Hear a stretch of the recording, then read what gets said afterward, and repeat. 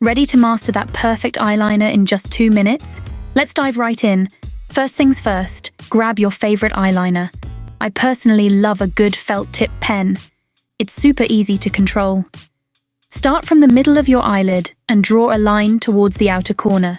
Keep it close to your lash line for a natural look. Now, here's the hack. To nail that wing, place a small piece of tape at the outer corner of your eye, angled towards the end of your brow. This helps create a sharp, clean edge. Go back to the middle and draw a line towards the inner corner. Remember, short strokes are your best friend here. Once you've got the base, connect your wing to the liner on your lid. Fill in any gaps and gently peel off the tape. Voila! If you make any mistakes, don't worry. A little bit of micellar water on a Q-tip works wonders to clean it up. And for an extra pop, add a touch of highlighter to your inner corners. And there you have it. Perfect eyeliner in no time.